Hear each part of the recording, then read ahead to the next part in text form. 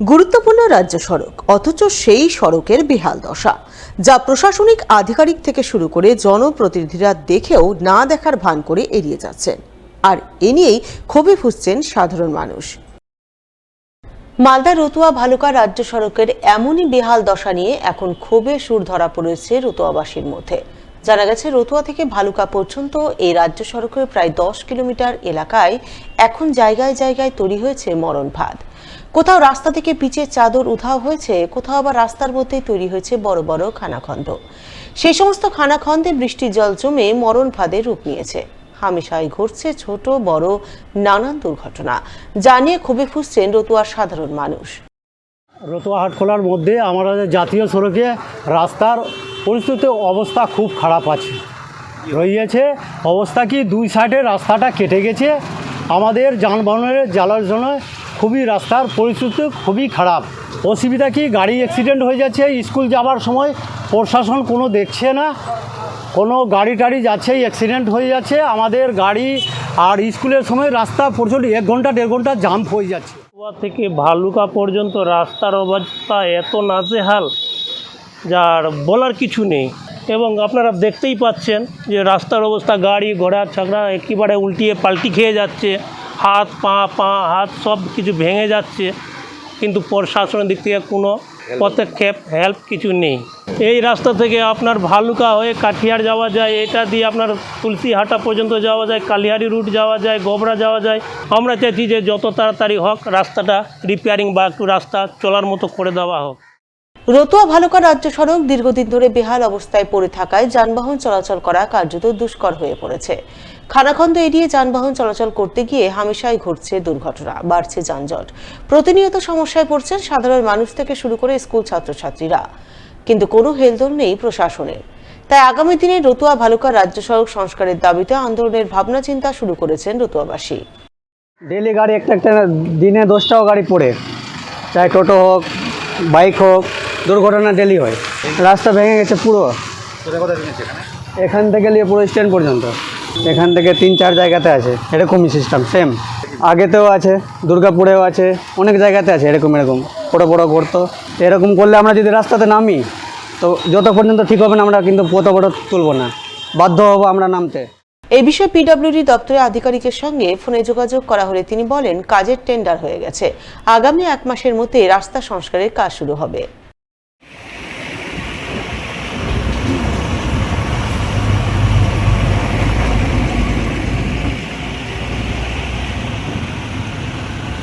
পথশ্রী 3 প্রকল্পের অধীনে বুধবার রাস্তার কাজে শুভ সূচনা হয়ে গেল মালদার ইংরেজবাজার ব্লকের কোতোয়ালি অঞ্চলে। এদিন কোতোয়ালির মিয়াপাড়া এলাকায় নারকেল ফাটিয়ে রাস্তার কাজের আনুষ্ঠানিক সূচনা করেন ইংরেজবাজার পঞ্চায়েত সমিতির সদস্য রাজেশ পাল। এছাড়া উপস্থিত ছিলেন কোতোয়ালি অঞ্চলের প্রধান সন্দীপ ঘোষ, উপপ্রধান প্রসেনজিৎ দাস সহ আরও অনেকেই। জানা গেছে, 230 মিটার রাস্তা তৈরির জন্য পথশ্রী 3 প্রকল্পের অধীনে প্রায় 80 লক্ষ টাকা বরাদ্দ হয়েছে। সেই বরাদ্দকৃত অর্থেই ইংরেজবাজার পঞ্চায়েত সমিতির তত্ত্বাবধানে এদিন রাস্তার কাজের সূচনা হয়। ইংরেজবাজার ব্লকে কোতোয়ালি অঞ্চলের এই এলাকায়, বাড়িয়া কলোনি এলাকায় আমাদের এই 230 মিটার রাস্তার আজকে উদ্বোধন হলো। রহিম শেখের বাড়ি থেকে আলাউদ্দিনের বাড়ি পর্যন্ত পথশ্রী 3 এই স্কিমের মাধ্যমে আমাদের মাননীয় মুখ্যমন্ত্রী একটা সুযোগ করে দিয়েছেন, যেখানে আমাদের দীর্ঘদিনের দাবি রয়েছে, মানুষের রাস্তাঘাটের প্রয়োজন রয়েছে। তারা সরাসরি আর কি আমাদের মুখ্যমন্ত্রীর 1 নম্বরে ফোন করে সেই দাবি আর কি রাখতে পারে, এবং তারই ফলপ্রসূ হিসেবে আমরা স্যাপ হিসেবে এই রাস্তাটা দিয়েছি, এবং সেটা আজকে তার পূর্ণতা লাভ পেয়েছে। আজকে তার শুভ উদ্বোধন হলো। এটা 230 মিটার রাস্তা হবে এই রহিম শেখের বাড়ি থেকে আলাউদ্দিনের বাড়ি পর্যন্ত।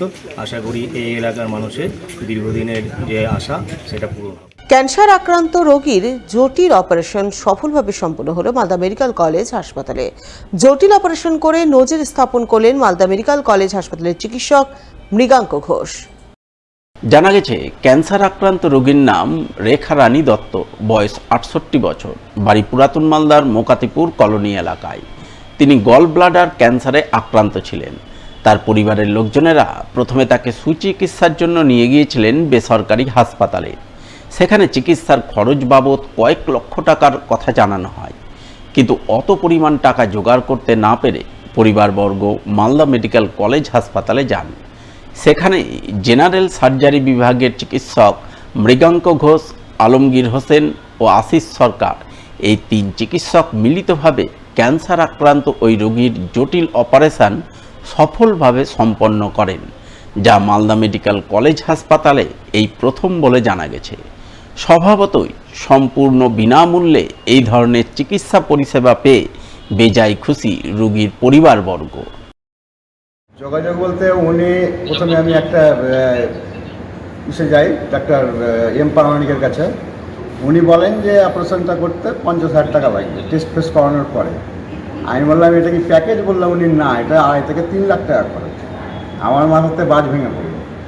আমাকে একজন বুদ্ধি দিল যে এখানে আসতে, মালদা মেডিকেল কলেজে। আমি এসে স্যার মৃগাঙ্ক ঘোষের সঙ্গে কথা বললাম। উনি আমাকে আশ্বাস দিলেন যে আমি যত সম্ভব এই অপারেশনটা করে দেবো, আপনাকে কোথাও যেতে হবে না। আমার তো মানে খুব আনন্দ পেলাম, এবং অপারেশনটা যে এত সুন্দর করেছেন উনি, মানে আমি আপ্লুত যে মালদা মেডিকেলে যে এরকম ডাক্তার আছে গরিবের জন্য।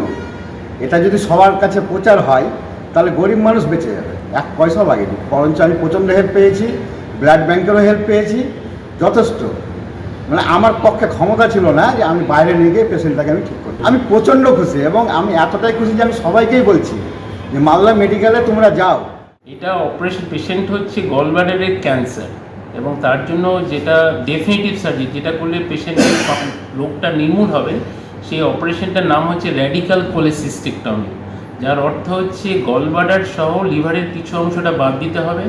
তার সঙ্গে তার স্টেজ অনুযায়ী অনেক সময় পিত্তনালী কেটে বাদ দিতে হয়, যেটা আমরা এই পেশেন্টের ক্ষেত্রে পিত্তনালীও কেটেছি, এবং খাদ্যনালীর সঙ্গে পিত্তনালীর একটা যোগাযোগ করে রাখা। মানে এটা একটা জটিল অপারেশন, লিভার কাটা এবং অন্যান্য অপারেশন। এই প্রথম অপারেশন এটা হলো, এবং পেশেন্ট কিন্তু সম্পূর্ণভাবে সুস্থ। তবে এটা বলার দরকার আছে যে সার্জারিটা হচ্ছে প্রাথমিক চিকিৎসা, এরপরে কিন্তু পেশেন্টের কেমোথেরাপি লাগবে। আপাতত পেশেন্ট খুবই ভালো আছে। এই পেশেন্টের ক্ষেত্রে আপনাদের লোকাল নার্সিংহোমে যেখানে বড় বড় সার্জারি হয়, আমি শুনেছি ওনাকে 2.5 থেকে 3 লাখ টাকার একটা প্যাকেজ দেওয়া হয়েছিল। এবং কলকাতায় আমাদের যা আইডিয়া আছে, মোটামুটি ধরুন 4 থেকে 5 লাখের কমে কোনোভাবে এই ধরনের অপারেশন সম্ভব নয়। এখানে বিনামূল্যে পুরোপুরি সরকারি প্রযুক্তি এবং সরকারি পরিষেবার মধ্যেই সম্ভব হয়েছে। আমাদের মেডিকেল কলেজে জেনারেল সার্জারির মোটামুটি সব ব্যবস্থাপনাই আছে, তবে এই ধরনের একটু অ্যাডভান্স সার্জারির ক্ষেত্রে আরও কিছু পরিকাঠামো বা আরেকটু কিছু ইনস্ট্রুমেন্ট, কিছু স্পেশাল কিছু যন্ত্রপাতি আছে। সেগুলো থাকলে এই ধরনের রুটিনলি কিন্তু প্রতিনিয়ত এই ধরনের অপারেশন আরও ভালোভাবে করা সম্ভব।